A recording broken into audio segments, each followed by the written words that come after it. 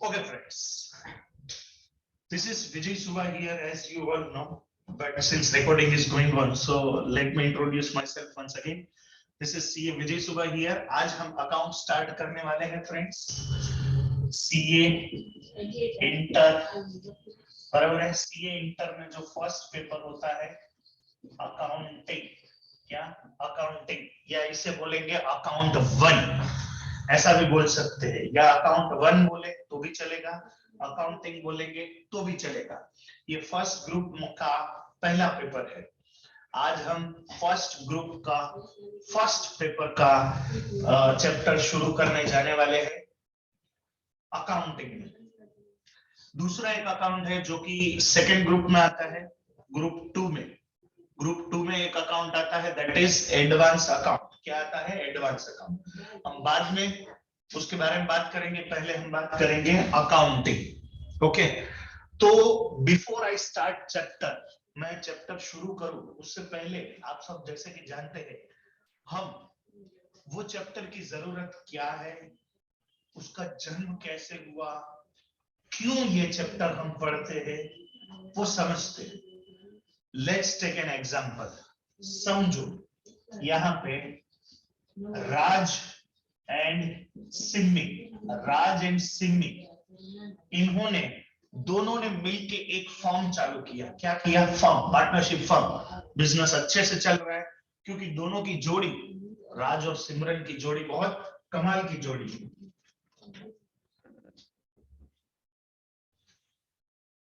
राज and सिमरन की जोड़ी बहुत कमाल की जोड़ी है. तो दोनों ने मिलके फर्म चालू किया, एक बिजनेस शुरू किया. अच्छे से बिजनेस ग्रो भी कर रहा था. लेकिन कुछ सालों के बाद उनको ये ख्याल आया कि क्यों ना ये बिजनेस को, क्यों ना ये पार्टनरशिप फर्म जो चल रहा है उनको हम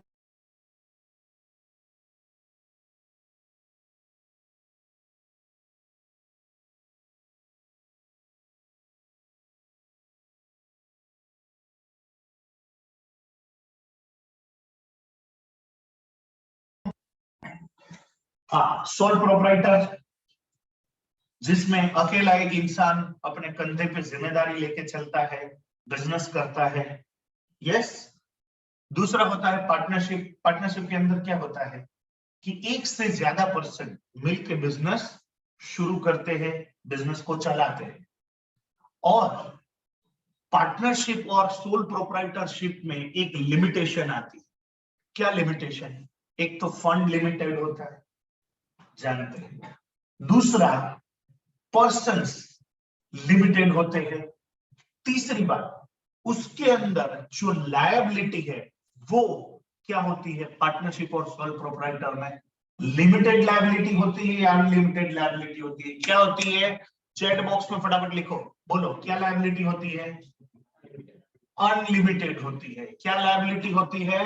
अनलिमिटेड. बराबर है, अनलिमिटेड लायबिलिटी होती है. Very good. लेकिन कंपनी फॉर्मेट एक ऐसा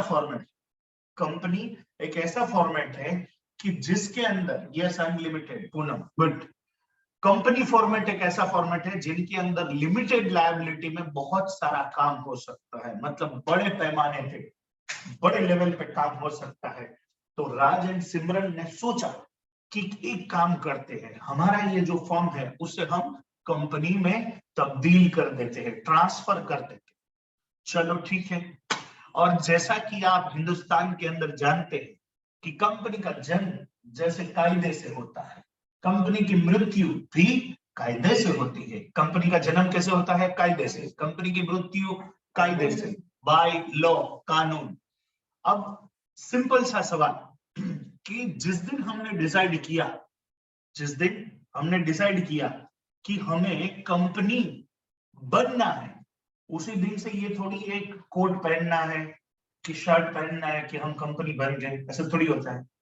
प्रोसीजरल कंप्लायंस होते हैं, बराबर है. एप्लीकेशंस डालनी पड़ती है, नेम अप्रूवल के लिए जाता है, और बहुत सारी फॉर्मेलिटीज, लीगल फॉर्मेलिटीज होती है.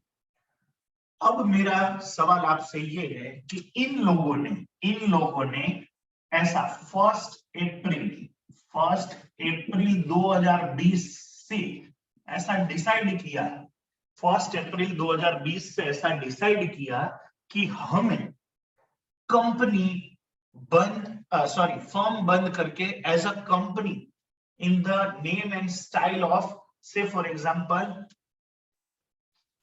R&S कंपनी प्राइवेट लिमिटेड समझ लो, R&S कंपनी प्राइवेट लिमिटेड से हमें बिजनेस शुरू करना है। लेकिन कानूनन अकाउंटिंग पॉइंट ऑफ व्यू से आप जानते हो कि ये एक अलग एंटिटी है, राज एंड सिमी, बराबर है। ये जो फर्म है, ये जो पार्टनरशिप फर्म है, ये भी एक अलग आइडेंटिटी है। अकाउंटिंग पॉइंट ऑफ व्यू से हमें क्या करना पड़ेगा, अकाउंटिंग पॉइंट ऑफ व्यू हमें क्या करना पड़ेगा, ये राज एंड सिमरन, देखो कंपनी बनेगी ना, उसमें जो पार्टनर है वही लोग डायरेक्टर बनने वाले, there is no change in that. Management person वही रहेगा, एडिशनली अगर वो किसी को रखते हैं तो बात अलग है, पर यही लोग है, खाली उनको नाम जो है फर्म का वो कंपनी में तब्दील करना है। तो हमें बुक्स ऑफ अकाउंट में ये कंपनी को परचेजिंग कंपनी बताना पड़ेगा, मतलब ये कंपनी क्या करेगी, बिजनेस परचेज करेगी, और ये जो फर्म है ये क्या है, सेलिंग कंपनी हो जाएगी, मतलब ये फर्म है ये अपना बिजनेस सेल करेगी, ये जो कंपनी है ये बिजनेस परचेज करेगी। सर ऐसा क्यों, अबे झिंडू सुन, जैसे कि राज एंड सिमरन, वो और फर्म हम सब जानते हैं बिजनेस और बिजनेस के मालिक अलग अलग है, यस और नो। तो अब तक हम जिसकी अकाउंटिंग या जो भी हम प्रोसीजर कर रहे थे वो फर्म के नाम पे कर रहे थे, अब कल से हम कंपनी के नाम पे ऐसे तो नहीं चलेगा ना। बुक में हमें क्या दिखाना पड़ेगा, इसके बुक्स बंद हो जाएंगे, बुक्स क्लोज होंगे और इसके बुक ओपन होंगे। Is that clear? ऐसा बैकग्राउंड में काम समझ में आ रहा है, ऐसा बैकग्राउंड बनता है। Clear everyone? अब ध्यान से सुनिए। अब ये जो फॉर्म है राज एंड सिमी की, वो R&S कंपनी बनने जा रही है। तो ऐसा हो गया कि ये परचेजिंग कंपनी हो गया, ये क्या हो गया, परचेजिंग कंपनी, ये क्या हो गया, सेलिंग फर्म हो गया।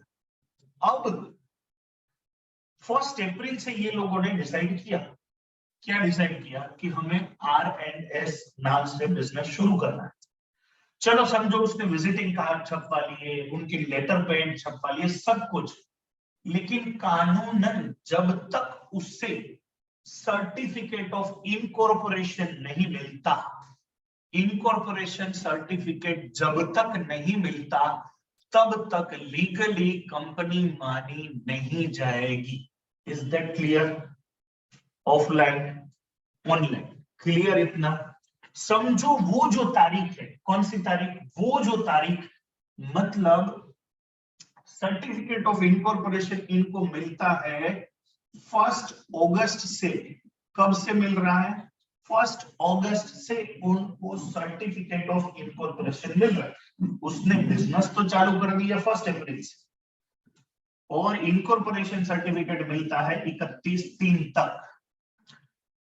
तो अब सवाल ये उठता है कि जब तक इनकॉर्पोरेशन सर्टिफिकेट नहीं मिलता, क्या कोई भी फर्म अपना बिजनेस बंद रखेगी? मेरा आपसे सवाल है, कोई भी फर्म अपना बिजनेस बंद रखेगी? बोलो, ऐसा पॉसिबल है? बोलो बच्चों, जवाब दो, यस नो। बंद रखेगी फर्म? नो। तो क्या करना पड़ेगा? बिजनेस तो चालू ही रखना है, बिजनेस चालू रखना है। तो बिजनेस यहां से चालू रखना है, बिजनेस यहां से चालू रखना है, लेकिन ये फर्म यहां से नहीं होगी, यहां से ये R&S हो जाएगी। कानूनन उनको सर्टिफिकेट 1 अगस्त से मिल रहा है, ये बात सही है। तो हम बैकग्राउंड में ऐसा बोल सकते हैं कि ये जो है इनके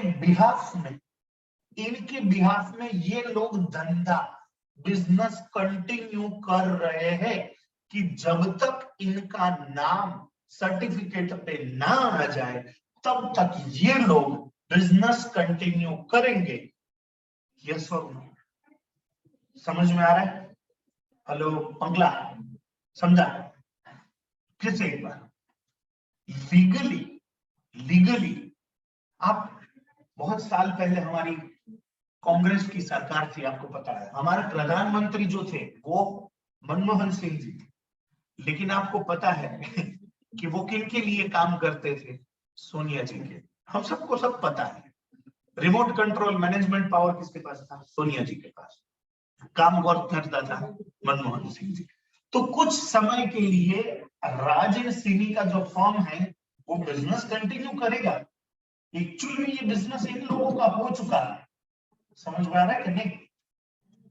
तो इनके बिहाफ में ये कंटिन्यू कर रहे हैं, क्योंकि ऑन पेपर ऑफिशियली ये लोग, ये तारीख से कंपनी माना जाएगा। चलो इतना क्लियर हुआ? ओके ठीक है।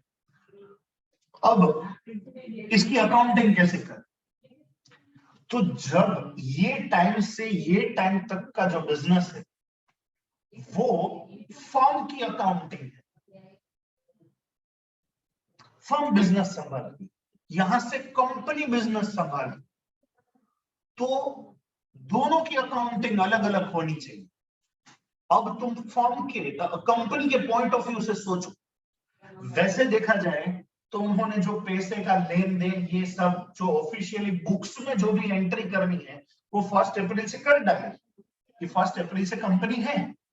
लीगली सर्टिफिकेट में जो तारीख आ रही है वो 1 अगस्त है।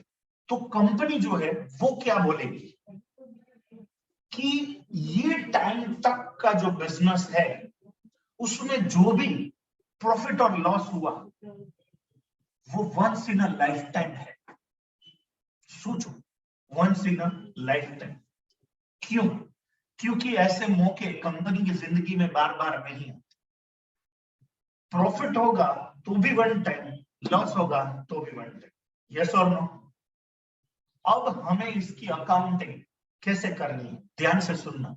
जितनी भी इनकम या एक्सपेंस है उसे हम क्या करेंगे मालूम है? 2 टुकड़े में डिवाइड करें। ये जो टुकड़ा है, ये जो पार्ट है उसे हम बोलेंगे प्री इनकॉर्पोरेशन पीरियड। क्या बोलेंगे? Pre incorporation period, pre incorporation period. और यहां से यहां तक का जो टुकड़ा है उसे हम बोलेंगे पोस्ट इनकॉर्पोरेशन पीरियड। क्या बोलेंगे? Post incorporation period. सर ऐसा क्यों? ध्यान से सुनो। ऐसा इसलिए कि अगर हम इसका प्रॉफिट एंड लॉस अकाउंट बनाते, हम इसका प्रॉफिट एंड लॉस अकाउंट बनाते हैं तो हमें 2 कॉलम करने पड़ेंगे। एक होएगा प्री, दूसरा होगा पोस्ट। एक हो जाएगा प्री, दूसरा होगा पोस्ट। फिर ये साइड में इनकम में भी हमें 2 कॉलम बनाने पड़ेंगे, प्री, दूसरा होगा पोस्ट। अब इसका सैलरी एक्सपेंस, पूरे साल का सैलरी है समझो 12,000 रुपए। एक साल का सैलरी कितना है? 12,000। तो यहां पे हम लिखेंगे टू सैलरी कितना? 12,000 लिखेंगे। लेकिन यहां से यहां तक का टाइम कितना है? अप्रैल, मई, जून, जुलाई, मतलब ये टाइम है 4 मंथ, ये टाइम है 8 मंथ। तो टाइम रेशियो जो है वो है 1:2। तो आपका जो सैलरी है उनको आप प्री पीरियड में लिखोगे 4,000 और पोस्ट पीरियड में लिखोगे 8,000। समझ में आ रहा है? आपका सैलरी 4,000 एंड 8,000। क्यों? क्योंकि प्री पीरियड में जो आपने पैसा चुकाया, जो खर्चा है वो 4,000 है 4 महीने के हिसाब से, और 8,000 पोस्ट पीरियड। जितने भी एक्सपेंस है उसे हम 2 टुकड़े में डिवाइड करेंगे, प्री एंड पोस्ट। उनको क्या बेस लेंगे, कौन से आधार पे हम डिवीजन करेंगे वो मैं बाद में बताता हूं। पर आप इतना समझ लो कि जितने भी एक्सपेंसेस होंगे उसे हम 2 टुकड़े में डिवाइड करेंगे। जितनी भी इनकम होंगी यहाँ पे हो जाएगा जीपी बाय ग्रोस प्रॉफिट, उनको भी हम डिवाइड करेंगे रेशियो में, प्री एंड पोस्ट। फिर यहाँ जो भी इनकम है उससे भी हम डिवाइड करेंगे। यहाँ पे अगर प्रॉफिट आ रहा है, यहाँ पे क्या आ रहा है, प्रॉफिट आ रहा है, तो अगर प्री पीरियड में नेट प्रॉफिट आ रहा है तो उसे हम बोलेंगे कैपिटल रिजर्व। क्या बोलेंगे, कैपिटल रिजर्व। ऐसा क्यों सर, ऐसा क्यों? क्योंकि ये एक ऐसा प्रॉफिट है जो once in a lifetime company को, ऐसे मौके बार बार थोड़ी आते, समझ में आ रहा है? This is one time profit. और यहां का जो प्रॉफिट आता है इसे हम बोलेंगे टू नेट प्रॉफिट। मतलब कंपनी का जो 1 अगस्त के बाद के जितने भी ट्रांजैक्शंस में एक्सपेंस यहां आ गए, इनकम यहां आ गई पोस्ट पीरियड में, वो जो प्रॉफिट आता है उसे हम रेगुलर नेट प्रॉफिट बोलेंगे और बैलेंस शीट में हम उसे ट्रांसफर करेंगे। फिर जो डिविडेंड वगैरह उसमें से देना है तो वो हो जाए। Is that clear everyone? सबको ये समझ में आया? यहां तक किसी को कोई डाउट? No doubt. ओके, अब अगर सपोज लॉस आया, तो अगर सपोज यहां पे लॉस आया तो उसे हम डेबिट करेंगे गुडविल। यहां पे लिखेंगे गुडविल। क्या लिखेंगे? गुडविल। सर ऐसा क्यों? जाहिर सी बात है, ऐसा क्यों? क्योंकि प्रॉफिट हुआ तो कैपिटल प्रॉफिट, कैपिटल रिजर्व, तो ये भी तो कैपिटल लॉस हुआ ना, तो यहाँ पे कैपिटल लॉस लिखना चाहिए। हम गुडविल क्यों लिखते हैं? यस और नो? सवाल आया? ओ जंगल लोग, सवाल आया कि नहीं आया? शाबाश। अब सुनना, जैसे मैंने आपको बोला कि ये केस में बैकग्राउंड क्या काम कर, कि ये जो है ये परचेजिंग कंपनी, पी कंपनी, ये सेलिंग कंपनी। क्या है? Selling company. अब इनके पास नेट असेट क्या है? नेट असेट अगर 100 रुपए का है, क्या 100 रुपए का नेट असेट है इनके पास, और ये उससे नेट पेमेंट अगर 90 रुपीज देता है, मतलब ऐसा हुआ कि 100 रुपए की चीज हमें 90 रुपीज में मिल गई, ऐसा बोला जाएगा ना। समझो मैं अगर कोई कंपनी खरीद रहा हूं, कोई बिजनेस खरीद रहा हूं, जिनकी नेट असेट मतलब असेट्स माइनस लायबिलिटी, तो नेट असेट हो गया। तो नेट असेट अगर 100 रुपया है और मुझे उससे नेट पेमेंट जो देना है वो 90 रुपीज है, तो मुझे 10 रुपए का प्रॉफिट हो रहा है। आर यू विथ मी? 10 रुपए का प्रॉफिट, 10 रुपए का प्रॉफिट हो रहा है। ये प्रॉफिट मेरा रेगुलरली होएगा? रेगुलरली नहीं ना, कभी कभी होता है ना, इसलिए मैं इसे बोलूंगा कैपिटल प्रॉफिट, या मैं डाल दूंगा इसे कैपिटल रिजर्व में। Is that clear everyone? Okay, जो तुमने यहाँ पे किया।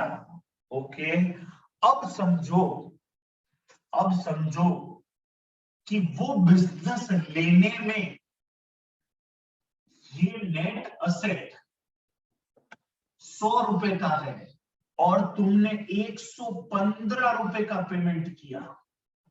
हेलो, कोई भी बिजनेस की जिनकी नेट असेट जो है वो 100 रुपए है, 100 रुपीज है, और तुमने उनको खरीदने के लिए जो नेट पेमेंट किया है, नेट पेमेंट किया है वो 115 रुपए किया हुआ है, तो तुम पागल हो जो 100 रुपए की चीज का 115 रुपए दे रहे हो। पागल हो तुम? तुम्हें क्या पागल कुत्ते ने काटा है? तो ये 15 रुपए जो आप ज्यादा दे रहे हो वो नेट एसेट के ऊपर, वो किस चीज के लिए दे रहे हो? क्यों दे रहे हो? गुडविल के लिए दे रहे हो। किस चीज के लिए दे रहे हो? गुडविल के लिए दे रहे हो। तो ये 15 रुपए जो है ये तुम्हारा क्या हो जाएगा? गुडविल। Is that clear? तो ये जो मैंने आपको समझाया वो नेट पेमेंट या कंसिडरेशन की बात हुई, आप लॉ पढ़ चुके हैं तो कंसिडरेशन क्या है आपको पता है कि बिजनेस, ये कंपनी इसका बिजनेस ले रही है तो उनके बदले में उनके बीच में कुछ कंसिडरेशन डिसाइड किया होगा, यस और नो। तो कंसिडरेशन के टाइम पे आप ये हिसाब करते हो कि गुडविल आता है कि कैपिटल रिजर्व, यस और नो। तो एग्जैक्टली ये जो प्रोसीजर हो रहा है ये भी तो उनके दौरान ही हो रहा है ना। तुमने किसी का बिजनेस टेक ओवर किया इसलिए तो तुम्हें ऐसा पीएनएल अकाउंट बनाने की जरूरत पड़ गई, यस और नो। तो प्रॉफिट तो कैपिटल रिजर्व, लॉस तो गुडविल, इतना याद रहेगा सबको। प्रॉफिट कैपिटल रिजर्व, लॉस तो गुडविल। यहां पे अगर सपोज एक जगह पे उन्होंने कमीने पंक्ति कर दी कि ऑलरेडी ये आपको दिया हुआ है, समझो यही केस ले लेते कि 15 रुपए और गुडविल आपको ऑलरेडी आ रहा है, क्वेश्चन में 15 रुपए गुडविल ऑलरेडी दिया हुआ है, समझ में आ रहा है। और यहां पे आपको प्रॉफिट आ रहा है, समझो 7 रुपए, क्या है 7 रुपए कैपिटल रिजर्व। तो तुम लोग लिखोगे यहां पे कैपिटल रिजर्व 15 गुडविल और कैपिटल रिजर्व 7, तो तुम्हारी नेट गुडविल कितनी हो जाएगी 8, यस और नो। अगर पहले से ही कुछ दिया हुआ है ये वाला एडजस्टमेंट तो तुम्हें यहां सोचना पड़ेगा, पर मैं ऐसा नहीं मानता कि इतनी ज्यादा तक इंस्टीट्यूट आपकी परीक्षा ले सकती है, जो तो मेरे दिमाग में ख्याल आया तो मैंने आपसे शेयर कर दिया। तो आप खाली इतना याद रखो कि यहाँ आया तो गुडविल, यहाँ आया तो capital. Is that clear everyone? यहां तक किसी को कुछ डाउट हो तो पूछ लो। ओके, तो अब तक हमने क्या समझा कि दो पार्ट में डिवाइड करना होता है इनकम और एक्सपेंडिचर, एक प्री इनकॉर्पोरेशन पीरियड, एक पोस्ट इनकॉर्पोरेशन पीरियड, दो पार्ट में डिवीजन करना पड़ेगा। अब हमें बेस देखना पड़ेगा। नॉर्मली इसकी अकाउंटिंग कैसे करते हैं, ये चैप्टर का नाम है profit prior to incorporation, profit prior to incorporation. अब फ्रेंड्स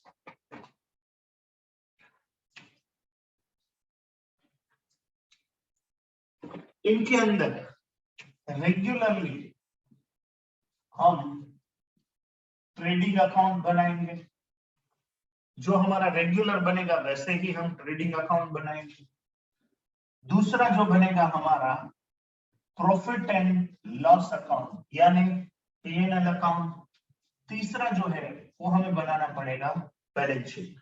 उसके अंदर ये वाला जो है इसमें हमें कॉलम करने पड़ेगा, कॉलम वाइज बनाना पड़ेगा। इसे हम बोल सकते हैं column of PLL account, pre and post. अब ध्यान से सुनना कि जो एक्सपेंसेस है उनको हम डिवीजन कैसे करें, on what basis we should divide. तो डिवीजन के लिए, बराबर है, डिवीजन के लिए सब लोग यहां ध्यान देंगे। कुछ एक्सपेंसेस जो होते हैं, एक्सपेंस इनकम, कैसे कुछ चीजें प्री पार्ट में जाएगी, कुछ चीजें पोस्ट पार्ट में जाएगी, वो तो समझा। लेकिन उनका बेस क्या ले, जैसे मंथ लेने का, मैंने बोला ना अभी जैसे सैलरी में हमने क्या लिया कि 4 महीने इधर 8 महीने इधर, तो ये हमने एक बेस लिया। तो बेस क्या लेने का समझा था। जो बेस होता है उसमें एक होता है टाइम बेस। क्या होता है? Time base. Time base expenses मतलब क्या? ऐसे एक्सपेंस और इनकम जो प्योरली डिपेंड ऑन टाइम, जैसे सैलरी, वेजेस, मतलब आप 12 महीने का इतना दे रहे हो तो 6 महीने का, 4 महीने का, 3 महीने का कितना, उस हिसाब से। इंटरेस्ट, रेगुलर अगर इंटरेस्ट है तो इंटरेस्ट भी आप टाइम बेसिस पे ले सकते। एडमिन एक्सपेंस, मिसलेनियस एक्सपेंडिचर, लगभग चीजें टाइम बेस पे होती। कुछ चीजों के लिए आपको बेस लेना पड़ेगा सेल्स रेशियो या सेल्स बेस, हम बोलेंगे सेल्स रेशियो। तो सेल्स रेशियो क्यों? क्योंकि कुछ खर्चे ऐसे होते कि जो खर्चे, जो expense purely depends on your turn. कैसे? जैसे कि एडवर्टाइजमेंट।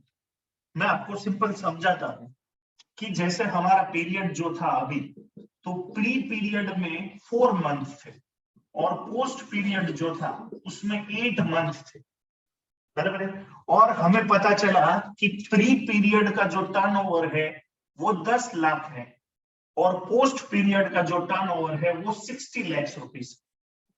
समझो, क्वेश्चन में ऐसा दिया है कि ये टर्नओवर जो है वो 10 लाख से 10 लाख और ये 60 लाख है, तो सेल्स रेशियो जो है वो 1:6 हो गया। सेल्स रेशियो क्या हो गया? 1:6। सेल्स रेशियो क्या हुआ? 1:6। अब सेल्स रिलेटेड जितने भी खर्चे, सेल्स रिलेटेड जितने भी एक्सपेंस, जैसे मैं आपको बताऊं, एडवर्टाइजमेंट, डिस्ट्रीब्यूशन एक्सपेंस, फिर कमीशन टू सेल्समैन, डिस्काउंट, क्योंकि जितना आपका ज्यादा सेल्स उतना ज्यादा डिस्काउंट, यस और no? Commission to salesman, yes और no? Depreciation of delivery van, depreciation of delivery van, machinery नहीं, मशीनरी आपकी फैक्ट्री में होती है, आपकी ऑफिस में होती है, वो टाइम बेसिस पे डेप्रिसिएशन लगेगा, लेकिन डिलीवरी वैन का डेप्रिसिएशन है वो सेल्स रेशियो में जाएगा, क्योंकि जितना ज्यादा आपका टर्नओवर, आप अपनी डिलीवरी वैन को उतना ही ज्यादा घिसोगे। सैलरी है, लेकिन डिलीवरी वैन की सैलरी है, अगर वो ड्राइवर की सैलरी है तो वो टर्नओवर के बेसिस पे जाएगा। और मेरा तो यहां तक, वैसे बैड डेट जो एक टॉपिक है वो थोड़ा डिस्प्यूटिव टॉपिक है, हम डिस्कस करेंगे उसके बारे में, पर बैड डेट को भी मेरे हिसाब से सेल्स के हिसाब से लेना चाहिए।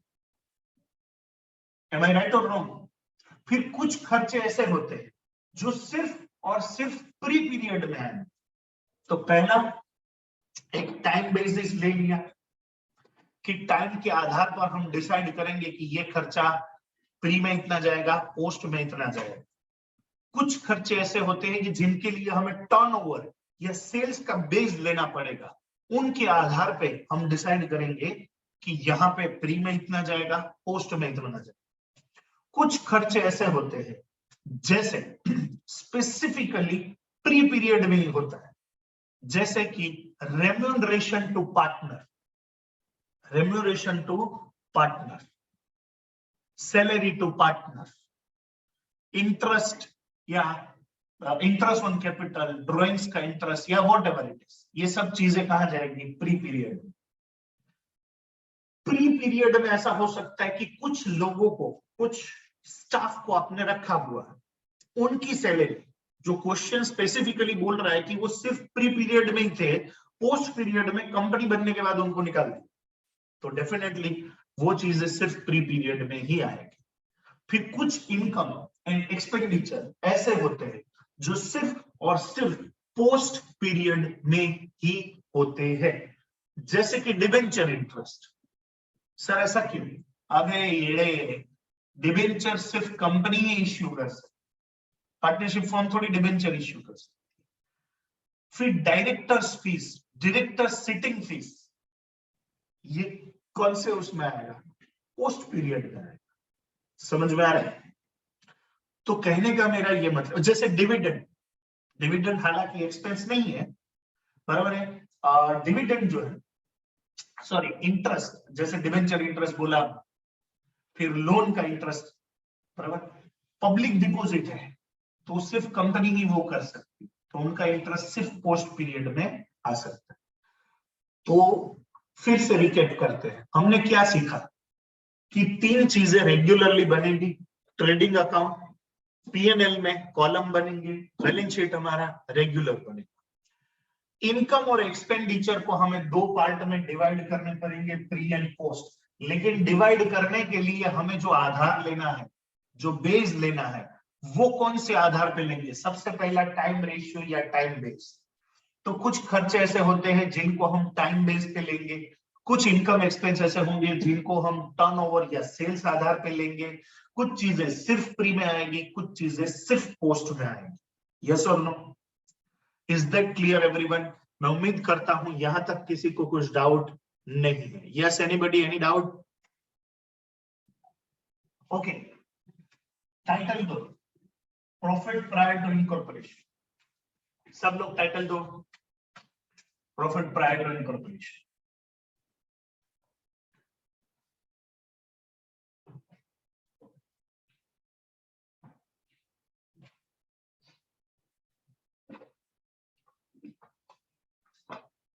If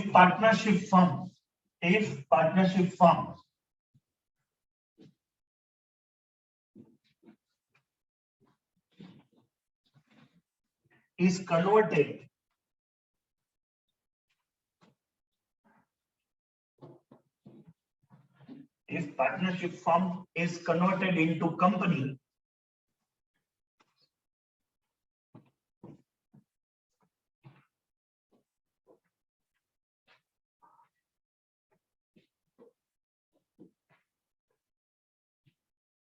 comma, normally it is to be done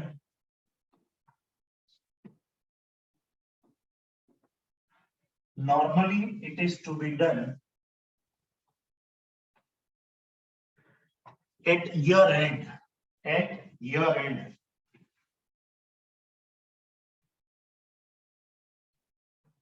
but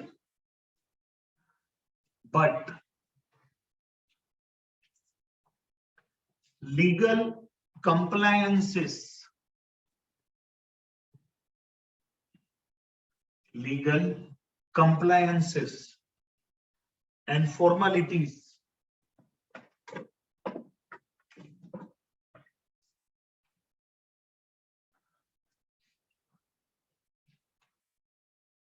takes time.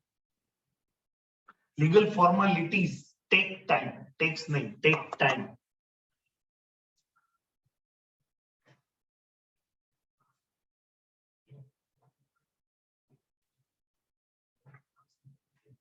To get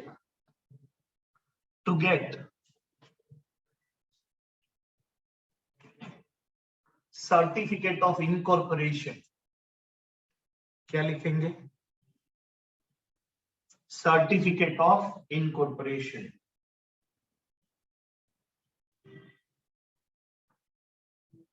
अब ये जो सर्टिफिकेट ऑफ इनकॉर्पोरेशन लिखा है ना, उसे अंडरलाइन करो, बॉक्स बना दो उससे।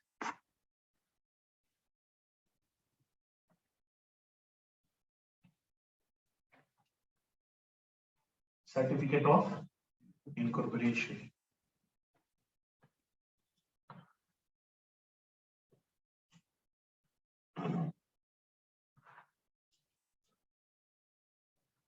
अब सर्टिफिकेट ऑफ इनकॉर्पोरेशन हो गया। अब paragraph,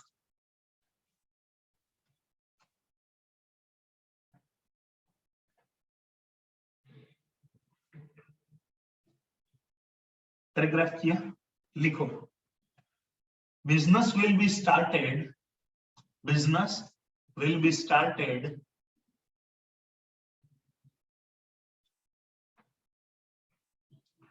from the beginning of the year,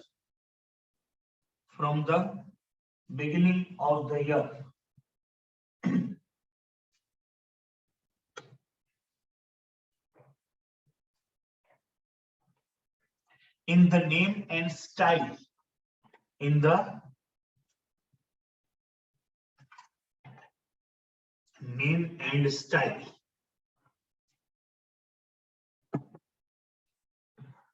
of company, name and style of company, but unless it gets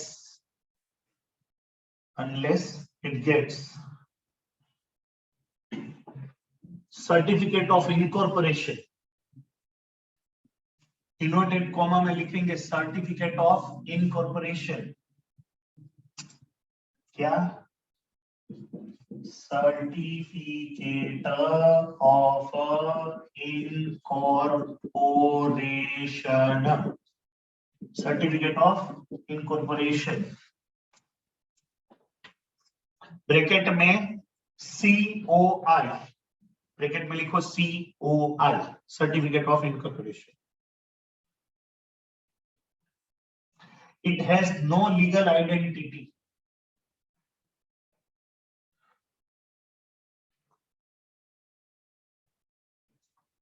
It has no legal identity.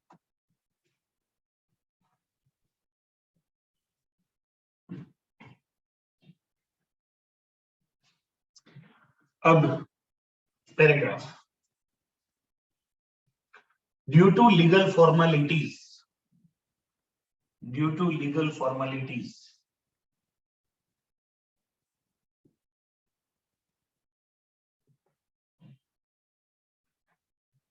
there is a time gap.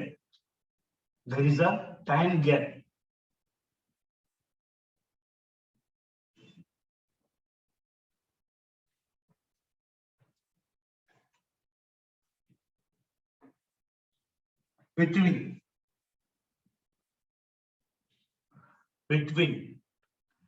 date of conversion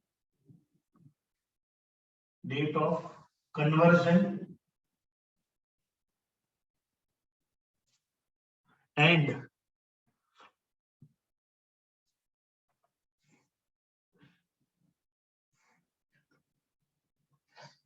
date of incorporation.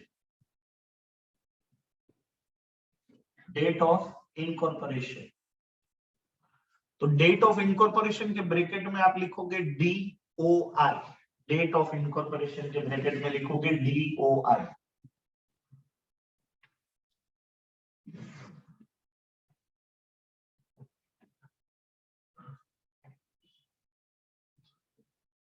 And books of accounts are prepared. Books of accounts are prepared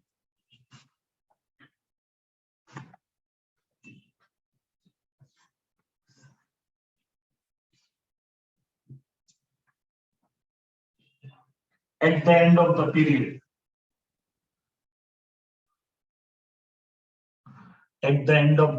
period.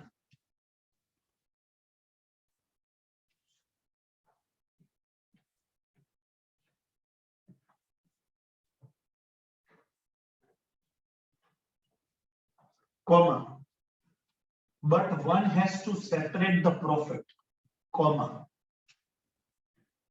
but one has to separate the profit from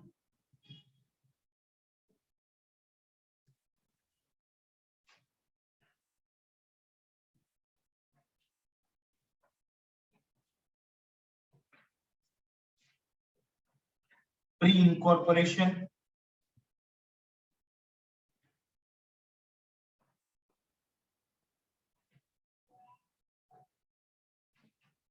and post-incorporation period. Pre-incorporation and post-incorporation period.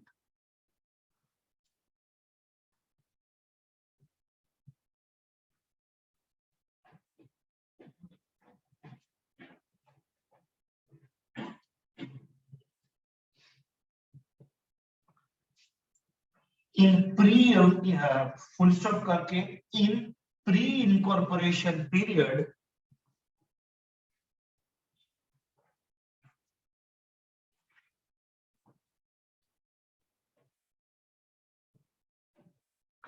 partners continue with the affairs of the business. Partners continue with the affairs of the business.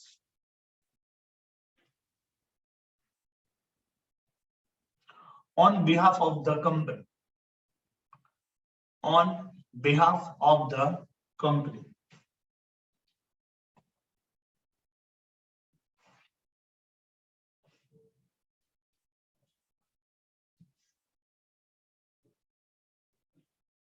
अब यहां short में लिखना pre period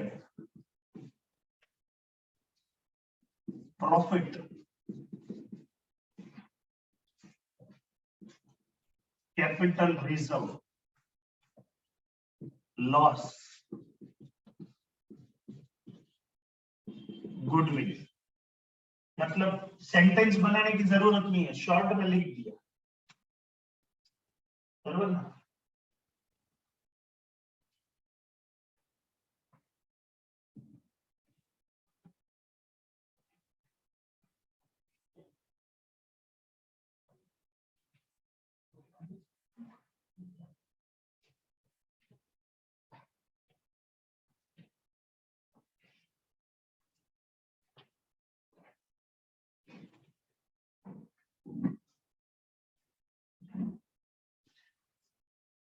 हो गया।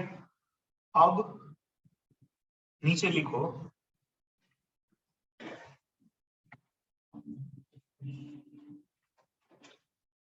इन post period, इन post period. हो गया। अब नीचे लिखो इन post period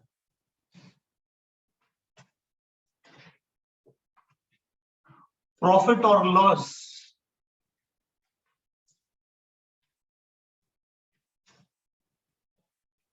is to be considered as a regular activity.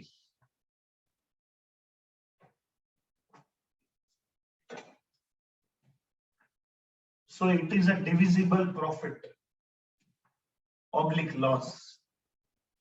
So it is a divisible profit oblique loss.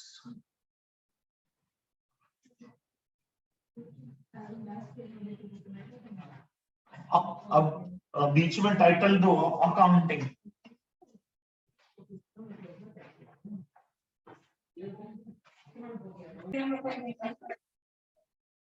Accounting बराबर है।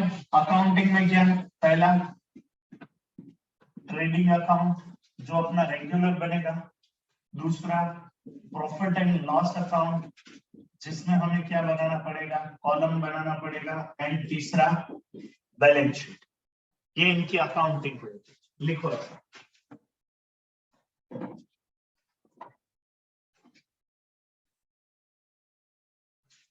Accounting.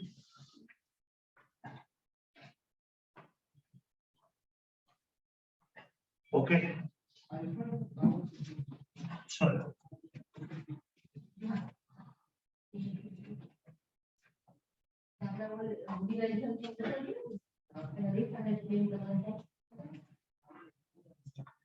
Income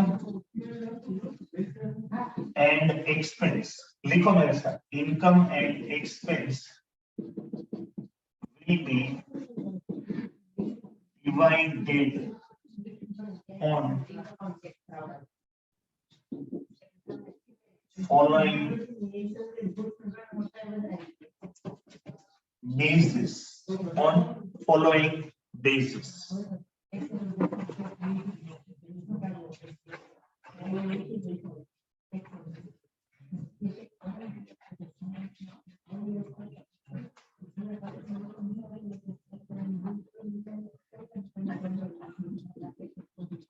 time base. Time base पहला क्या? Time base. Time base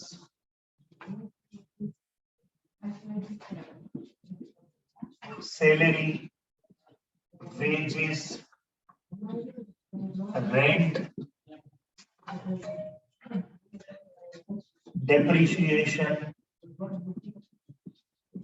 interest on loan,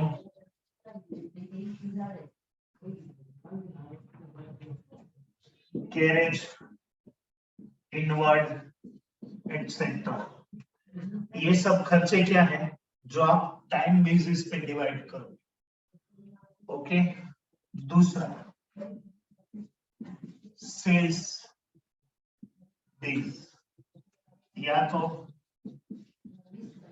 turnover days, मतलब आपका turnover कितना है उसके base पे, जैसे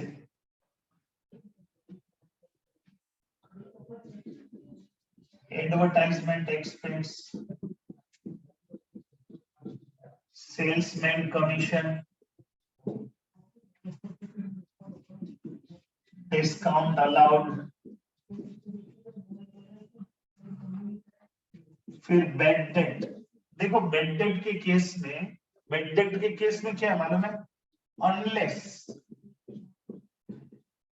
information given, unless information given. Friends कभी कभी क्या होता है कि बेड डेट के केस में ऐसा होता है कि क्वेश्चन स्पेसिफिकली बोलता है कि ये वाला बेड डेट ये पीरियड का, या तो ये टोटल बेड डेट में से इतना अमाउंट ये पीरियड का, इतना अमाउंट ये पीरियड का, तो बात अलग है। अगर कुछ भी नहीं दिया है तो हम सेल्स बेस पे बेड डेट ले लेंगे। देखा, चलो, some people have some query, let me just, sir time based, no sir, last repeat, time based मतलब क्या है बेटा, कि जैसे सैलरी है तो तुम उसे मंथ में डिवाइड करोगे, प्री में कितने महीने हैं, पोस्ट में कितने महीने, टाइम पीरियड के आधार पे, wages, rent, depreciation, interest on loan, carriage inward, ये सब समझ में। कैरेज आउटवर्ड है वो सेल्स के ऊपर डिपेंड है, आया ना। मतलब जैसे जैसे आप क्वेश्चंस करते जाओगे आपको थोड़ा आइडिया आ जाएगा कि ये एक्सपेंस सेल्स रिलेटेड है, ये एक्सपेंस टाइम रिलेटेड है। ओके चलो, ये दो हो गया, time based and sales based. फिर लिखो only pre period, only pre period.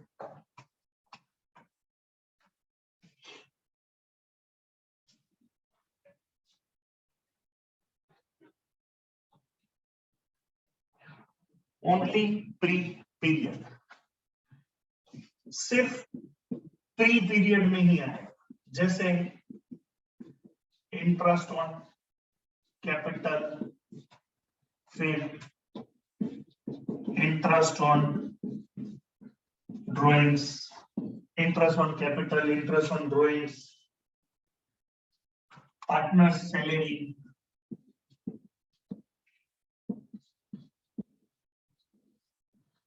Etcetera. ये सिर्फ प्री पीरियड में है। फिर कुछ चीजें जो है वो सिर्फ पोस्ट पीरियड में, सिर्फ पोस्ट पीरियड में है।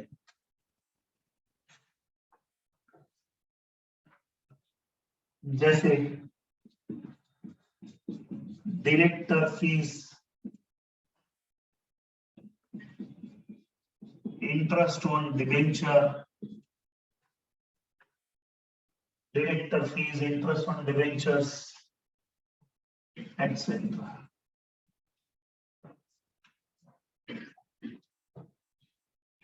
नेक्स्ट नीचे लिखो, some item will be treated, some item will be treated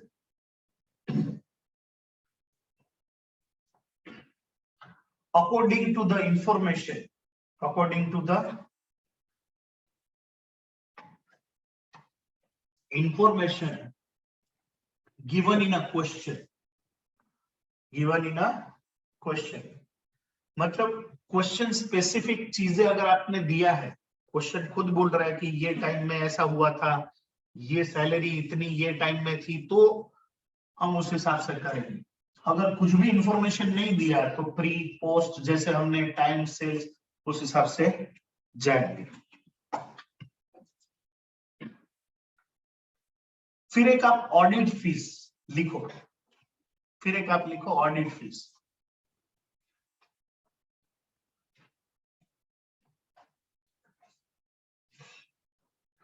ये भी थोड़ा डिस्प्यूटेड टॉपिक है ऑडिट फीस। क्योंकि इनमें भी थोड़ी राय अलग अलग है। Audit fees,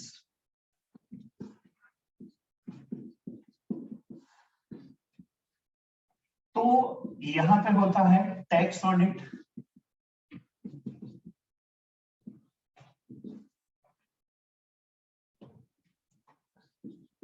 company audit under company act. लिखा, लिखो tax audit and company audit under companies act, लिखो।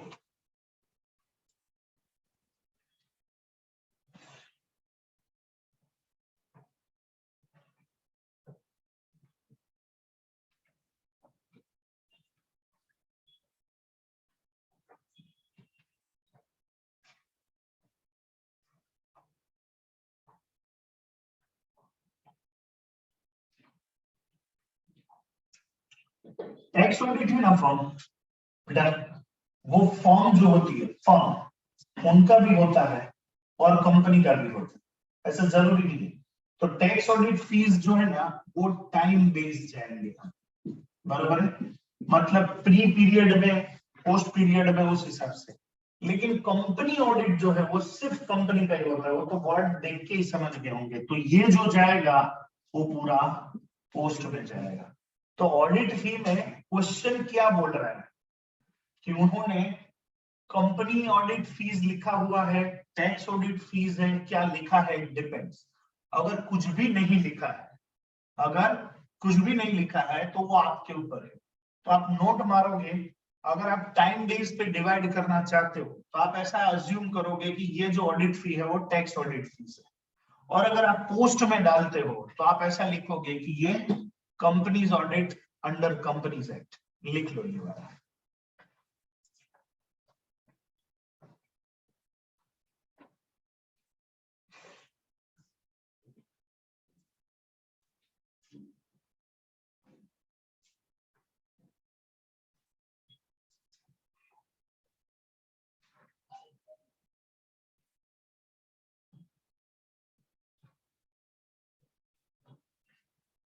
चलो डन एवरीवन, चलो क्वेश्चन 1 शुरू करेंगे ICAI के मटेरियल्स। क्वेश्चन 1 शुरू करते हैं। चलो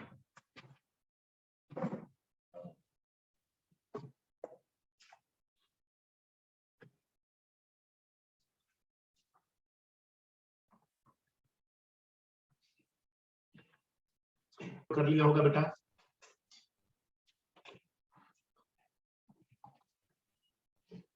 चलो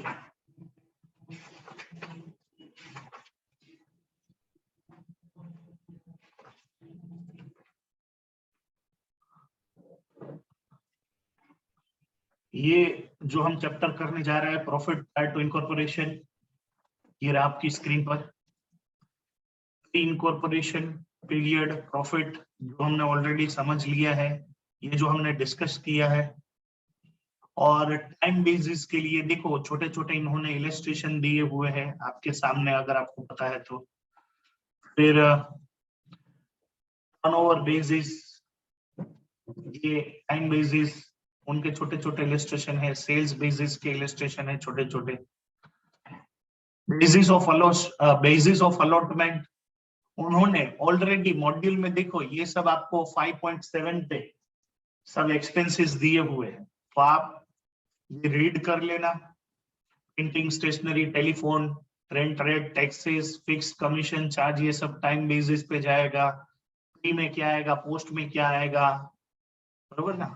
ऑलरेडी सब चीजें दे रखी है इन्होंने। चलो अब हम क्वेश्चन नंबर 1 करने जा रहे हैं। ये रहा आपकी कंप्यूटर स्क्रीन पर, मिला सबको रामा उद्योग वाला क्वेश्चन, मिला ना सबको।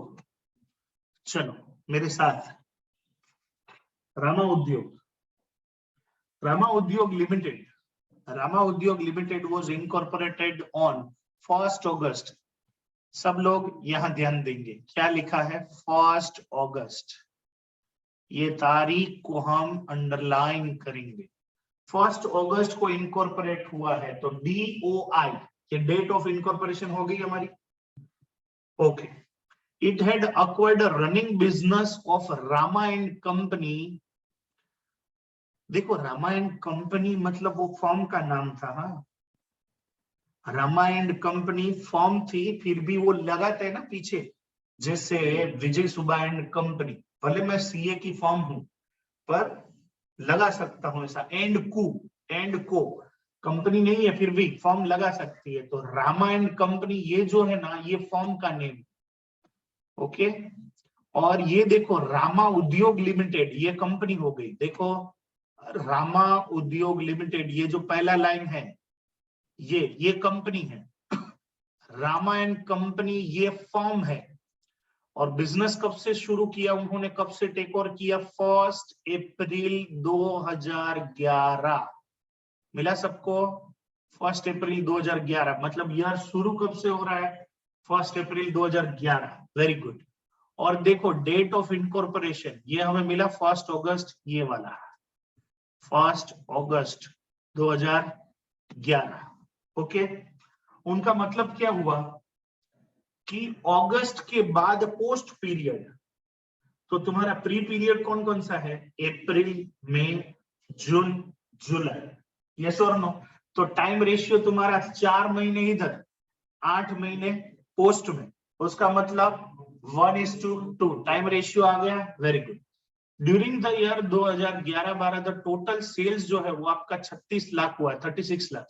Sales per month in the first half year were half of the what they were in a latter half year. ये सेल्स रेशियो कैलकुलेट करने की ट्रिक, ये मैं समझाता हूं आपको कि इसको कैसे सॉल्व करते। The net profit of the company 2 lakh रुपए वर्कड आउट आफ्टर चार्जिंग, ध्यान से सुनना, after charging the following expenses. इसका मतलब हमें जीपी चाहिए, ध्यान से सुनना सब लोग। हमें क्या दिया है? नेट प्रॉफिट दिया है। हमें क्या दिया है? Net profit. लेकिन हमें क्या चाहिए? ग्रॉस प्रॉफिट चाहिए ना, क्योंकि ग्रॉस प्रॉफिट हम पीएनएल के क्रेडिट साइड में लिखेंगे, उनको हम प्री पोस्ट में डिवाइड करेंगे, उसके बाद हम एक्सपेंसेस को प्री पोस्ट में डिवाइड करेंगे। स्नेहा समझ रहा है कि नहीं? स्नेहा समझा ना? हमें क्या चाहिए? ग्रॉस प्रॉफिट चाहिए। नंदी मोटवानी समझा? हमें क्या चाहिए? ग्रॉस प्रॉफिट चाहिए। क्वेश्चन में क्या दिया है? Net profit. तो नेट प्रॉफिट प्लस जितने भी खर्चे हैं सब एक्सपेंसेस, अगर हम वो ऐड कर देंगे तो हमें जीपी मिल जाएगा। Think what I say. Net profit plus all the expenses is equal to gross profit. आया ना? अबे झंडू लोग, gross profit minus all the expenses is equal to net profit. तो net profit plus all the expenses is equal to gross profit, या नहीं? क्या तुम लोग भी येड़े लोग। चलो ये कौन कौन से खर्चे हैं? सब लोग मेरे साथ इधर आ जाओ। सॉरी, ये रहे खर्चे। Depreciation 1,23,000, director fees. देखो नॉर्मली अगर आपके पास बुक है फिजिकली तो हम क्या करते हैं? पेंसिल से इस पे टिक करते जाते हैं। क्या? डेप्रिसिएशन बोले time ratio, director fees post, फिर preliminary expense post, preliminary expense post period में आएंगे। Office expense, office expense time. क्यों? जब फॉर्म थी तो रोड पे धंधा कर रहे थे क्या? इससे पहले ऑफिस ही नहीं थी क्या? गटर के पास बैठ के धंधा करते थे क्या? Time ratio, selling expense, sales ratio, interest to vendor up to 31 अगस्त। तो ये हम वर्किंग नोट बना लेंगे। Is that clear everyone? चलो क्वेश्चन आपके सामने है, ये रहा। हाँ ये रहा क्वेश्चन आपके सामने। चलो अब हम इसे सॉल्व करने जा रहे हैं। परफेक्ट, क्वेश्चन पढ़ा? Very good. चलो शुरू करते हैं ये क्वेश्चन। सबसे पहले हम क्या करेंगे? फॉर्मेट बनाएंगे कॉलम वाइज P&L अकाउंट का, okay, profit and loss account का हम क्या करेंगे, फॉर्मेट बनाएंगे, जिसमें हम column wise pre and post column होगा, ऐसा प्रॉफिट एंड लॉस अकाउंट बनाएंगे। सब लोग यहाँ ध्यान देंगे।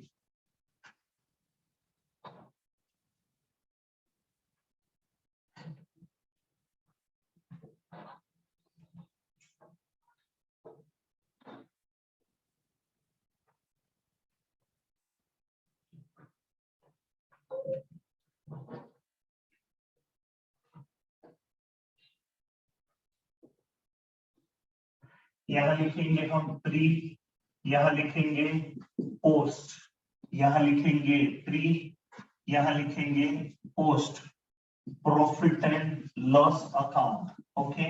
और कंपनी का नाम क्या है प्रॉफिट लॉस अकाउंट में, रामा उद्योग, बराबर है, क्या है, रामा उद्योग लिमिटेड ना, रामा उद्योग लिमिटेड, यस और नो। तो ये हमने क्या किया, प्री पोस्ट, और यहाँ पे पर्टिकुलर, यहाँ पे एक छोटा सा कॉलम हम ऐड कर देंगे, बहुत छोटा सा, वो हमारा बेस रहेगा, वो हमारा क्या रहेगा, बेस। क्या कौन से रेशियो में, कौन से बेसिस पे इनको डिवाइड करते हो, ओके। चलो शुरू करते हैं वन बाय वन, लेकिन इससे पहले यहाँ पे हम लिखेंगे वर्किंग, क्या लिखेंगे, वर्किंग।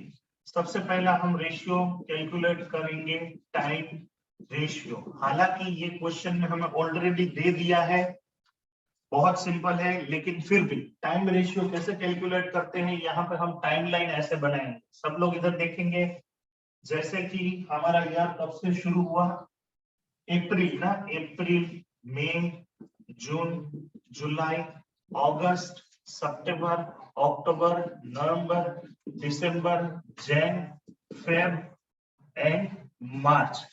इस हिसाब से हमारा ईयर है।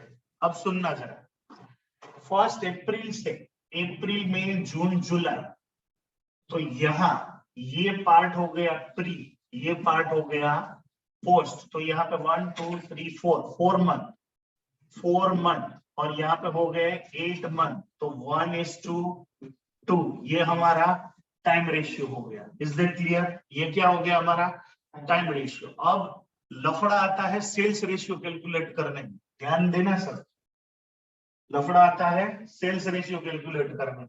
देखना जरा क्या बोला है उसने, दूसरा सेल्स रेशियो। सब लोग मेरे साथ हो, यस।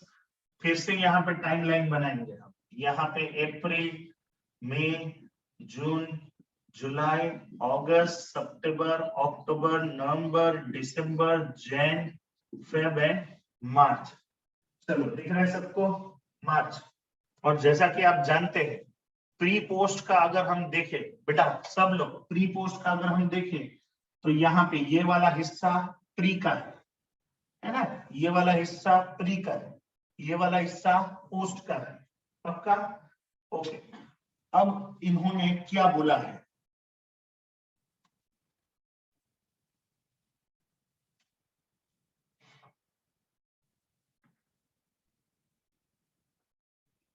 टोटल सेल्स वर 36 lakhs। चलो ठीक है, सेल्स पर मंथ, अब ध्यान से सुनना, sales per month in the first half, in the first half, first half बोले तो पहले 6 महीने, सेकेंड हाफ बोले तो दूसरे 6 महीने। अरे फिल्मों में होता है ना, फर्स्ट हाफ बोले इंटरवल से पहले, सेकेंड हाफ बोले तो इंटरवल के बाद, यस और नो? तो उन्होंने क्या बोला है, the sales per month in the first half were, क्या था पहले 6 महीने में, half, they were then half of what they were in the later half। in short, पहले 6 महीने में आधा और दूसरे 6 महीने में पूरा। यस, इसका मतलब यही हुआ ना, ठीक है। तो पहला जो 6 महीना था, समझो हम उसे 1 अज्यूम करते, 1 1 1 1 1 एंड 1, देखो उन्होंने प्री में इतना, पोस्ट में इतना ऐसा नहीं बोला है। पहले 6 महीने में आधा तो 1, दूसरे 6 महीने में इससे डबल ना, तो यहाँ पे लिखे 2 2 2 2 2 2। यस और नो? अब यहाँ पे प्री पीरियड में होता है 4 और पोस्ट पीरियड में कितना होता है 2 4 6 8 10 12 12 एंड 14 14 4:14 मतलब 2:7। तो रेशियो क्या हो गया 2:7। मतलब अब जितने भी सेल्स रिलेटेड एक्सपेंसेस है उसे हम प्री एंड पोस्ट में कैसे बांटेंगे 2:7। जितने भी टाइम रिलेटेड रेशियो से टाइम रिलेटेड एक्सपेंसेस है क्या इनकम है उसे कौन सा रेशियो में बांटेंगे 1:2। Is that clear?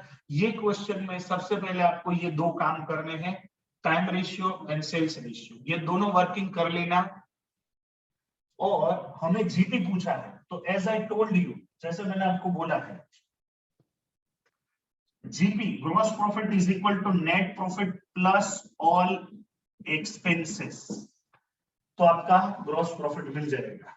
ठीक है, चलो अब यहां सब एक्सपेंसेस का टोटल करने के बाद या तो अभी कर लेते हैं। चलो नेट प्रॉफिट कितना है आपका 2 लाख, यस और नो? और सभी एक्सपेंस का टोटल जितने भी खर्चे दिए फटाफट उसका टोटल करो। अभी आपको इंटरेस्ट तो मिला नहीं होगा ना,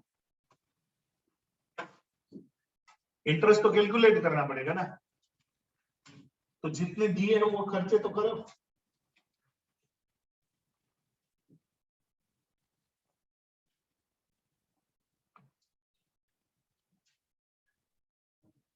$123 depreciation plus 50,000 director fees plus preliminary expense 12,000 plus office expense 78,000। कितना आ रहा है? कैसे बताओ, कैसे आया?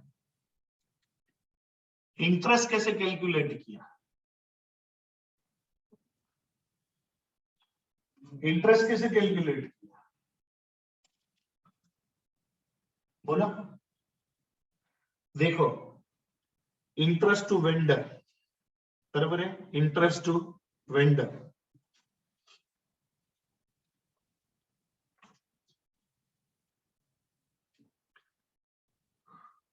₹5,000 ऑलरेडी दे दिया है ना, तुम्हें कैलकुलेट करने की जरूरत ही नहीं है। तो टोटल एक्सपेंसेस कितने हो गए 3,40,000। उसका मतलब आपका जीपी कितना हुआ 5,40,000। आप जीपी को कौन से रेशियो में डिवाइड करोगे मालूम है?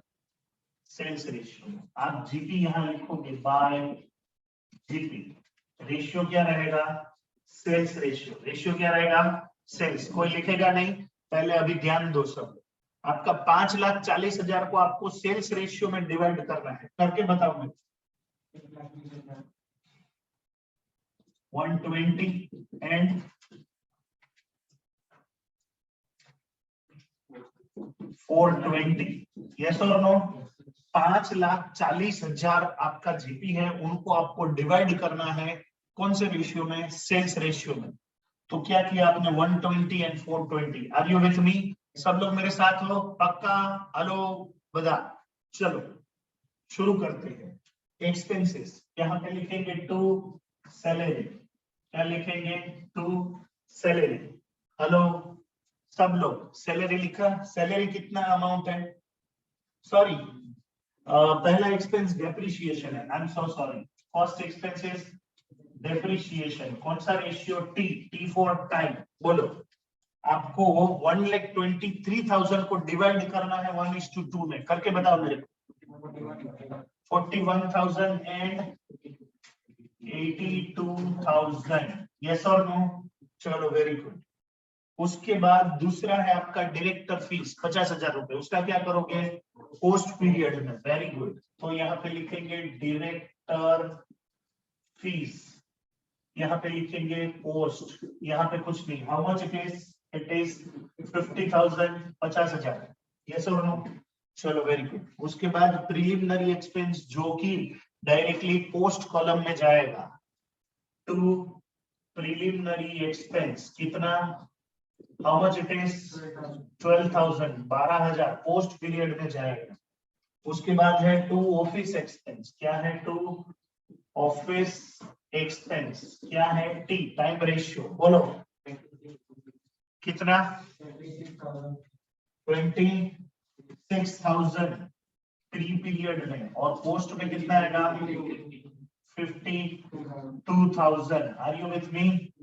चलो वेरी गुड। प्री पीरियड में 26, पोस्ट पीरियड में 52।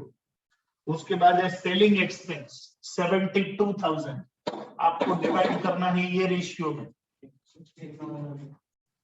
कितना 2, क्या है ये selling expense, selling expense sales ratio, बोलो कितना 16,000 और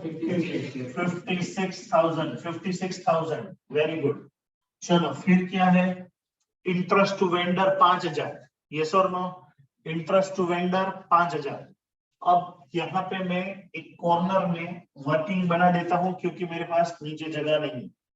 कॉर्नर में देखो इंटरेस्ट टू वेंडर टोटल 5,000 रुपए है, यस और नो।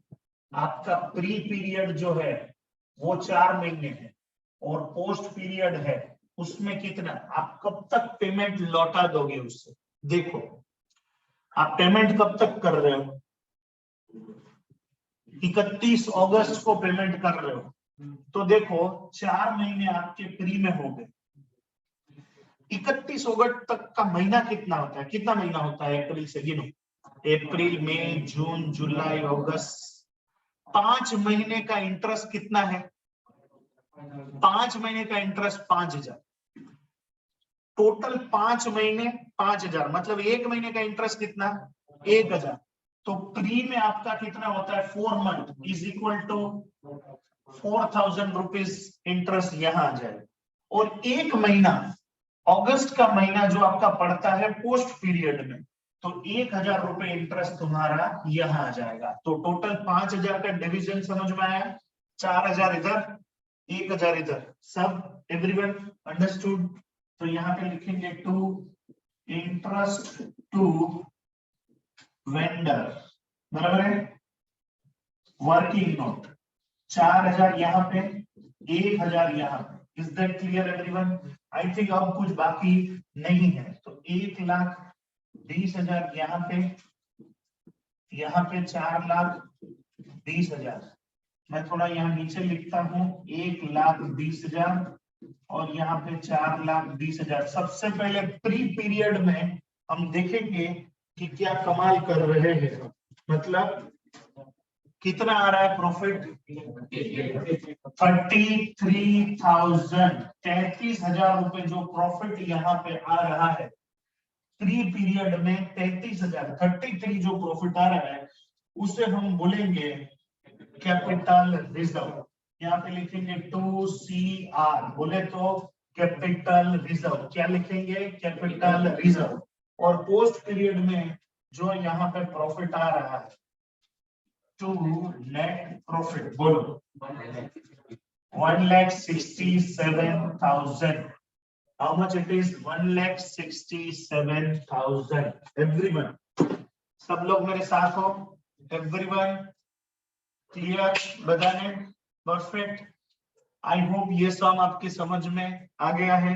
प्री पीरियड देखो, जब हम समझ रहे थे क्वेश्चन का, जब थियरी समझ रहे थे तो थोड़ा कंफ्यूजन लग रहा था कि आप प्री में कैसे डालेंगे, कैसा कैलकुलेशन होगा। जैसे सम हो गया तो क्लियरली विजन मिल गया, आइडिया आ गया, और सेल्स का जो कैलकुलेशन है पढ़ने में कितना गंभीर, कितना डेंजर लग रहा था, पर सॉल्व हो जाएगा। ओके चलो ठीक है, कॉपी कर लो फटाफट।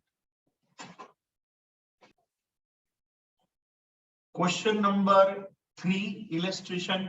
Next question, glorious limited, promoters of glorious limited. मैं स्क्रीन ले लेता हूं सरा। Yes you can.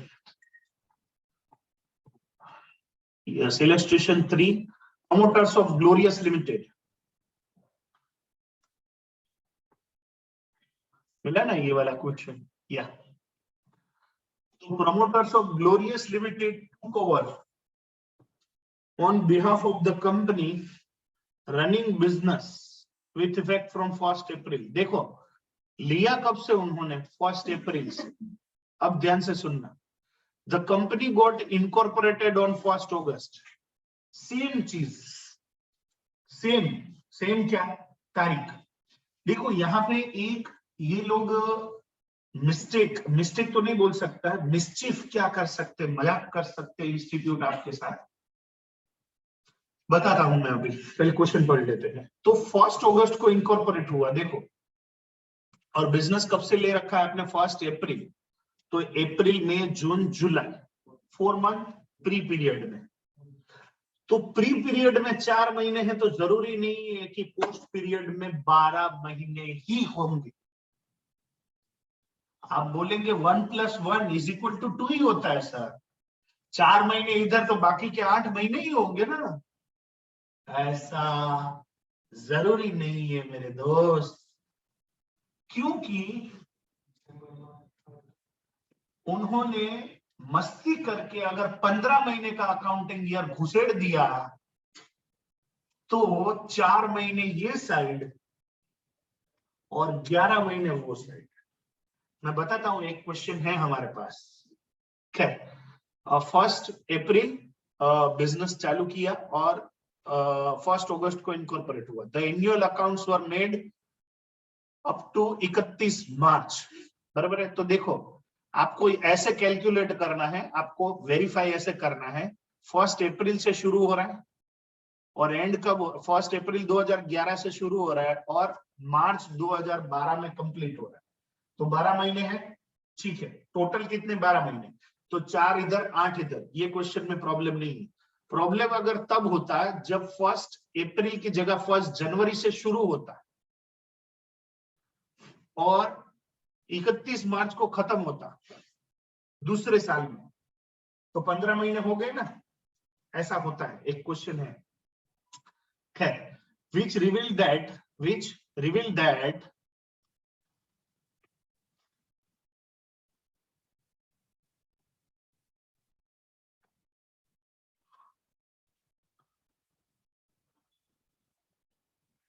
the sales for the whole year 1600 lakhs, out of which sales till 31 जुलाई 400 लाख. देखो ये आपको प्री पीरियड का सेल्स मिला है. प्री पीरियड तो आपको मिल गया. प्री पीरियड का सेल्स आपको क्या मिला? 400 lakhs. तो पोस्ट पीरियड का सेल्स कितना हुआ? 1200 lakhs. तो 4:12, 1:3. बराबर ना. सेल्स रेशियो क्या हो जाएगा? 1:3 ना. अबे झंडू, पहले 4 महीने में 400 है, दूसरे 4 महीने में दूसरे 8 महीने में 1200 है, तो 4:12. तो क्या हुआ? 1:3. ये सेल्स रेशियो हो गया. एक्सपेंसेस तुम्हें दिए हैं. सैलरी कौन से बेस पे आएगा? टी. बराबर ना. Time ratio. Rent, rate, taxes, time ratio. फिर sundry expense, time ratio. Travellers commission, sales ratio. Travellers commission क्या आएगा? Sales ratio. Discount allowed, sales ratio. Discount allowed, sales ratio. Bad debt, sales ratio. Director fees, post. Audit fees, time ratio. कुछ नहीं बोला है. फिर depreciation on tangible asset, time ratio. Debenture interest, post. Prepare a statement showing calculation of profit for pre-incorporation and post-incorporation period. Is that clear, everyone? समझ में आया सबको? Question शुरू करें. चलो एक साथ क्वेश्चन शुरू करते हैं. आप मेरे साथ ड्रॉ कर सकते हो. ड्रॉ करना शुरू करो. ड्राइंग चालू कर दो.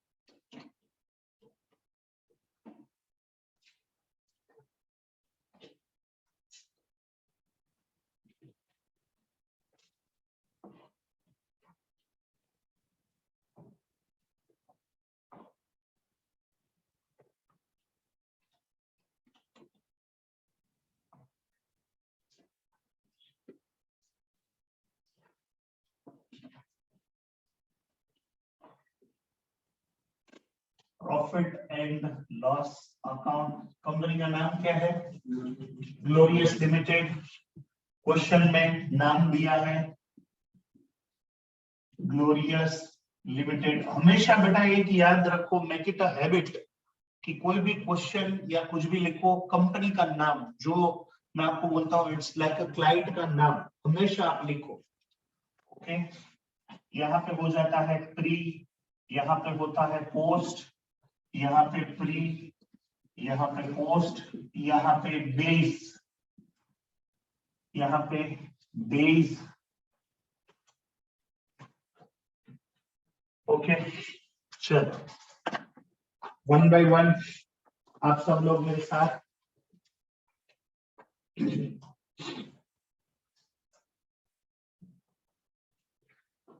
शुरू करें। Question 3 ICAI, question 3 ICAI glorious limited का क्वेश्चन करने जा रहे हैं हम। Illustration 3, question 3 ICAI study material glorious limited. Question already हमने पढ़ लिया है, अब हम सब साथ में सॉल्व करेंगे। स्टॉप राइटिंग, अभी आप कोई लिखेगा नहीं। चलो मैं शुरू करता हूं क्वेश्चन सैलरी से, वन बाय वन। लेकिन उससे पहले आप सबको पता है हम क्या करते हैं, time ratio and sales ratio निकालते हैं। यहाँ पे वर्किंग क्या लिखते हैं, वर्किंग। सबसे पहला टाइम रेशियो, आई होप आप सब मेरे साथ हो। This is what time ratio. तो टाइम रेशियो हमें ऑलरेडी पता है कि शुरू कब से किया, यहां से शुरू किया, यहाँ पे एंड किया। तो 1 अप्रैल, मतलब मैं यहाँ से अप्रैल लिखता हूँ, यहाँ पे मार्च लिखता हूँ। तो अप्रैल, मई, जून, जुलाई, यस। यहाँ पे 4 मंथ, और यहाँ पे अगस्त, सितंबर, अक्टूबर, नवंबर, दिसंबर, जनवरी, फरवरी एंड मार्च, मतलब यहाँ पे 8 महीने। Yes or no? Am I right? So time ratio is 1:2। Time related जितने भी खर्चे, जितनी भी इनकम होंगी, हम 1:2 में डिवाइड करेंगे। दूसरा जो है हमारा वो है सेल्स रेशियो। क्या है हमारा सेल्स रेशियो? तो ऑलरेडी उन्होंने हमें दे दिया है प्री, जिसमें 400 lakhs, और पोस्ट जिसके अंदर 1200 lakhs का टर्नओवर है। यस और नो? तो हम बोल सकते हैं इसको 1:3। ऑलरेडी ये हमें रेशियो मिल चुका है। यस और नो? फिर हम जीपी जो है ग्रॉस प्रॉफिट, उनको हम कैसे डिवाइड करेंगे? क्वेश्चन में हमें ग्रॉस प्रॉफिट दिया है, देखो जरा। ग्रॉस प्रॉफिट दिया हुआ है 25% ऑफ द सेल्स। तो हम ऐसा कर सकते हैं डायरेक्टली यहाँ पे कैलकुलेट करके, इसका इंटू 25%, इसका भी इंटू 25%। तो जीपी यहाँ पे कितना आएगा 100 lakhs, और यहाँ पे कितना आएगा 300 lakhs। ये हमारा जीपी का कैलकुलेशन भी हो गया। Is that clear? अब हम क्वेश्चन शुरू करते हैं। यहाँ पे लिखते हैं बाय जीपी, जो कि डायरेक्टली हमें यहाँ से मिल गया, और यहाँ बेस में लिखेंगे सेल्स रेशियो। हालांकि क्वेश्चन में इन्होंने दिया है rupees in lakhs, don't forget to write यहाँ पे रुपीज इन लैक्स। और यहाँ पे वर्किंग में भी, वर्किंग में यहाँ पे भी रुपीज इन लैक्स। ओके, चलो सब लोग मेरे साथ। यहाँ पे लिखेंगे 100 lakhs, यहाँ पे लिखेंगे 300 lakhs। सॉरी, चलो कैलकुलेटर ले लो सब, वन बाय वन।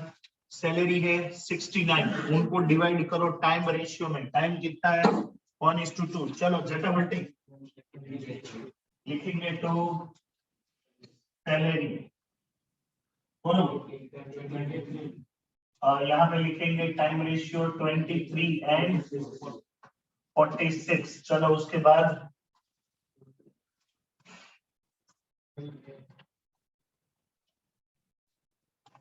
बोलो, उसके बाद रेंट। तो ये भी टाइम रेशियो में है, टू रेंट टाइम रेशियो। बोलो 8 और यहाँ पे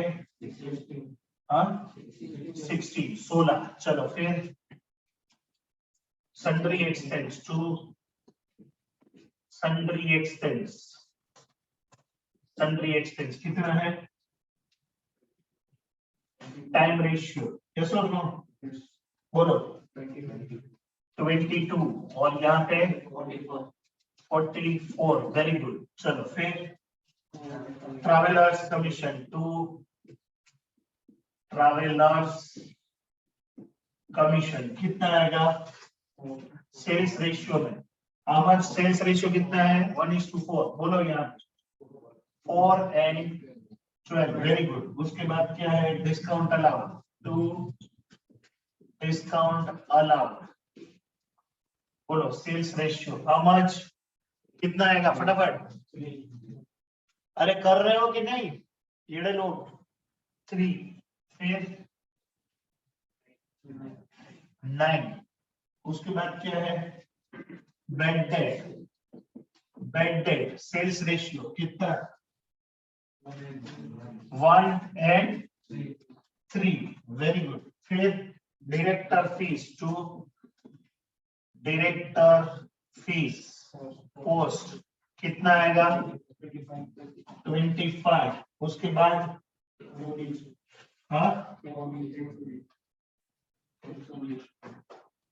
टैक्स ऑडिट। इन्होंने टैक्स ऑडिट जो है बराबर है वो कौन से बेस पे लिया है? टर्नओवर बेस पे लिया है बराबर ना? वो भी सही है। रीजन टैक्स ऑडिट जो है वो टर्नओवर डिसाइड करता है। समझ रहे हो? टैक्स ऑडिट टर्नओवर डिसाइड करता है। आप टाइम रेशियो में लोगे तो भी सही है, टर्नओवर रेशियो में लोगे तो भी सही है। कंपनी ऑडिट है तो उनको आपको इसमें लेना है पोस्ट पीरियड में बराबर है। तो टैक्स ऑडिट के बारे में हम नोट मार देंगे। ओके टैक्स ऑडिट जो है tax audit fees sales ratio में तो tax audit fees sales ratio में बोलो 2.25 एंड 6.75। Yes very good. फिर depreciation to depreciation on tangible asset ये टाइम रेशियो बोलो 4:8। फिर टू डिवेंचर इंटरेस्ट बराबर ना? डिवेंचर इंटरेस्ट पोस्ट पीरियड में आएगा। डिवेंचर इंटरेस्ट सब लोग पोस्ट कितना है? 11। चलो सब लोग साथ में यहाँ पे अकाउंट क्लोज करते हैं। देखते हैं प्री पीरियड में पोस्ट पीरियड में क्या आता है। यहाँ पे हमारे पास और ज्यादा कुछ है ही नहीं। ओके यहाँ पे 100, यहाँ पे 100, यहाँ पे 300, यहाँ पे 300। बोलो क्या आता है? प्रॉफिट लॉस क्या आता है?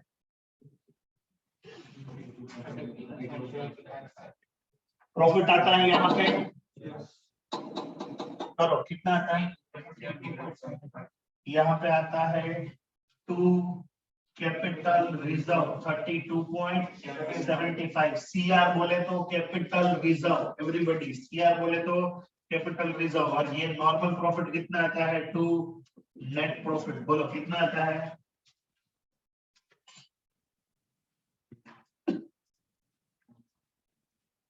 11.25 आ रहा है सबको ऑनलाइन? वेरी गुड मिला। So this was second question. ये पहला वाला जो है उसे हम कैपिटल रिजर्व बोलेंगे, दूसरा वाला जो है उसे हम क्या बोलेंगे? हमारा रेगुलर प्रॉफिट। ओके चलो कॉपी करो इसे।